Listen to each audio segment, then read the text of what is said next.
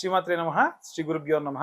Spy TV ప్రేక్షకులందరికీ కూడా నమస్కారం. ధనుసు రాశి వారికి సంబంధించి జూలై నెలలో ఎలా ఉండబోతుంది గ్రహ సంచారాల రీత్యా తెలుసుకుందాం.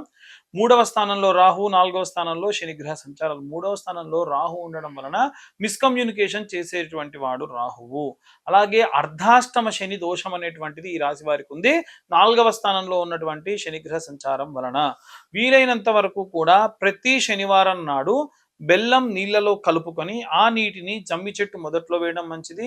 శనివారం రోజు సాయంత్ర సమయంలో గనక ఎవరైనా సరే జమ్మి చెట్టు దగ్గర దీపారాధన చేస్తే కూడా నువ్వుల నూనెతో విశేష సత్ఫలితాలు పొందవచ్చు. ఇంకా వీలైతే నల్ల నువ్వులు నల్ల కాటన్ వస్త్రంలో మూట కట్టి నువ్వుల నూనె వేసి దీపారాధన చేయడం కూడా మంచి సత్ఫలితాలను ఇస్తుంది.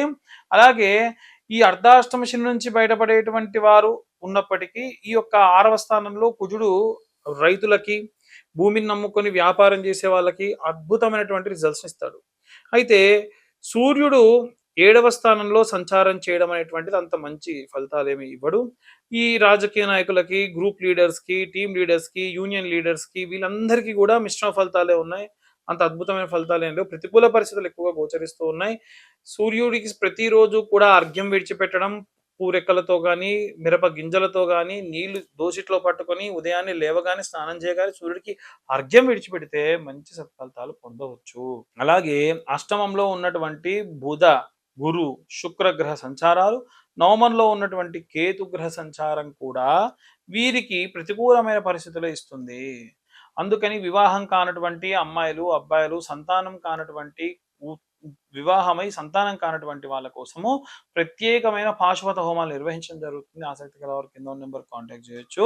అవే కాకుండా ఈ ప్రతికూల పరిస్థితుల నుండి బయటపడాలంటే ఏ రెమెడీస్ తీసుకోవాలి, ఏ మంత్రం చదవాలనే విషయాలు ఇప్పుడు మనం తెలుసుకుందాం. ఇప్పటి వరకు మనం ఈ రాశి వాళ్ళకి సంబంధించి ఎలా ఉండబోతుంది గ్రహ సంచారాల గురించి మాట్లాడుకున్నాం. వాటి యొక్క ప్రతికూల పరిస్థితులు, అనుకూల పరిస్థితుల గురించి కూడా తెలుసుకున్నాం.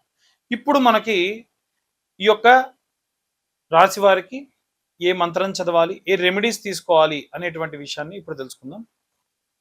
ముఖ్యంగా విద్యార్థి దశలో ఉన్నటువంటి వాళ్ళు ఎవరైతే ఉంటారో విశేషంగా ఆంజనేయ స్వామికి ఆరాధన చేయండి. విద్యార్థులు, గృహిణులు, ఉద్యోగస్తులు వీళ్ళందరూ కూడా. అందులో ముఖ్యంగా ఏంటంటే వీలైతే శనివారం లేదా మంగళవారం నాడు ఈ నెల మొత్తంలో 1000 సార్లు పూర్తవ్వాలి.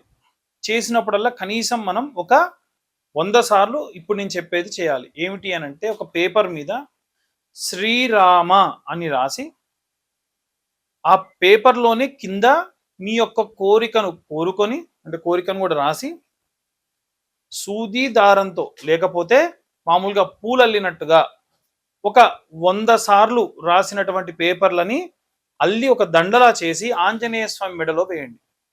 దాని వలన విశేషమైనటువంటి విద్య, ఉద్యోగ, గృహ సంబంధించినటువంటి అనుకూల పరిస్థితులు ఉంటాయి.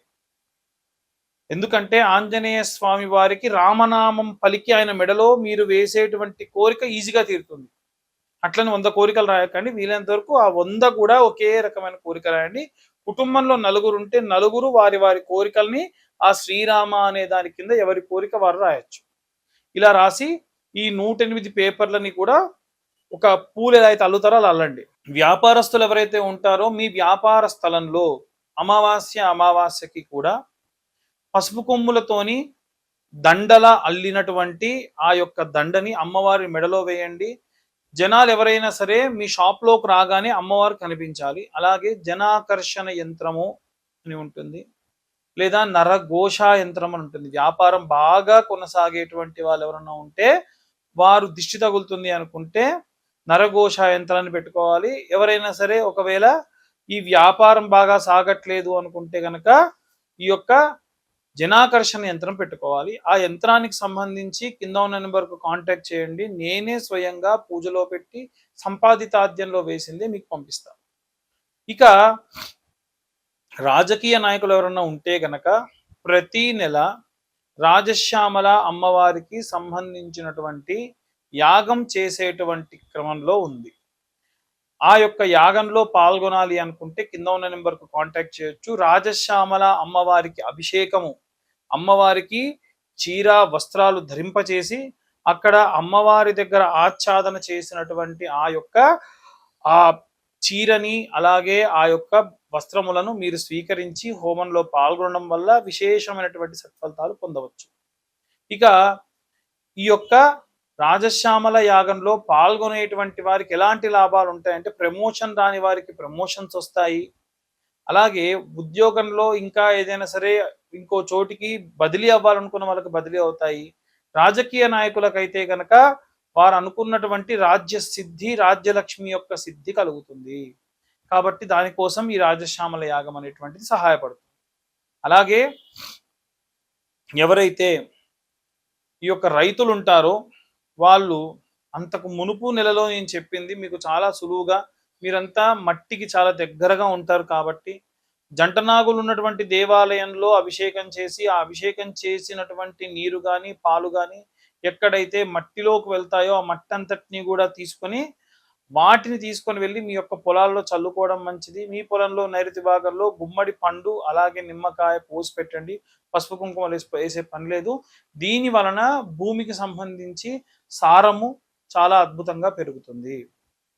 ఆరోగ్యం బాలేకుండా ఉన్నటువంటి వృద్ధాప్యంలో ఉన్నటువంటి వాళ్ళు ఎవరైనా సరే ప్రతి నిత్యము కూడా సాయంత్రము కాలభైరవాష్టకాన్ని చదవడం మంచిది. దీని వలన విశేషమైనటువంటి మంచి సత్ఫలితాలు పొందుతారు. వీలైనంత వరకు ప్రతి నెల కూడా నాకు వీలైనంత వరకు ఎక్కడెక్కడ ఎవరెవరు ఎలాంటి గురువులు ఏదైనా ఏం చెబుతున్నారు, ఏ పీఠాధిపతులు ఏవి చెబుతున్నారు, మనం జనాలకు ఎంత వీలైతే అంత ఈ రెమెడీస్ని తీసుకెళ్ళాలి అని అనుకుంటూ ఉన్నాము.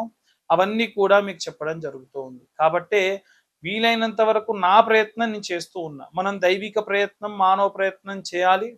తర్వాతకి భగవంతుడా అనాలి. షడ్యమం మానవ ప్రయత్నం, సప్తమం దేవచింతనం. అలాగే జాతకం కోసం చూసేటువంటి వాళ్ళు ఎవరైతే ఉంటారో 120, 150 పేజీల జాతకాన్ని పూర్తిగా డీటెయిల్డ్గా ఒక పీడిఎఫ్ రూపంలో మీకు ఇస్తాను. మీతో డీటెయిల్గా మాట్లాడతాను. అలాగే ఈ యొక్క పీడిఎఫ్కు సంబంధించి కావాలి అనుకున్నటువంటి వాళ్ళు కింద ఉన్న నెంబర్కి మీ పేరు, మీ date of birth, time, place WhatsApp చేస్తే డీటెయిల్డ్గా జాతకం అంతా కూడా మీకు అందించడం జరుగుతుంది. అలాగే ఈ యొక్క నెలలో ఎవరైనా సరే అన్నదానాలు చేయాలి అనుకునేటువంటి వాళ్ళు, విపరీతమైనటువంటి కోరికలు తీరాలి అనుకునేటువంటి వాళ్ళందరూ కూడా ఈ కేటగిరీలోకి వస్తారు. మీరందరూ కూడా నిత్యం అన్నదానం చేసేటువంటి వాళ్ళే. ఎలా చేయాలండి అనంటే, ఒక పిరికెడు బియ్యం మీరు అన్నం వండుకునేటప్పుడు కొత్త డబ్బాలో వేయండి, తూచా తప్పకుండా. 3 నెలలకో 4 నెలలకో 6 నెలలకో ఆ బియ్యం ఎంత జమ అయితే అంత ఎక్కడ అన్నదానం జరుగుతుంటే అక్కడ తీసుకెళ్ళి ఇవ్వండి. దానివల్ల నిత్యం అన్నదానం చేసినటువంటిది మీ అకౌంట్లో పడుతుంది. కాబట్టి ఈ రెమెడీస్ అన్నీ కూడా ఏంటంటే, మనము మనుషులుగా పుట్టి దేవుడికి ఎంత చేరువుగా అవ్వాలి, మానవత్వానికి ఎంత దగ్గర అవ్వాలి అనేటువంటివి మిళితం చేస్తూ మీ అందరికీ అందించడం జరుగుతుంది. సర్వే జనా సుఖినో భవంతు. స్వస్తి.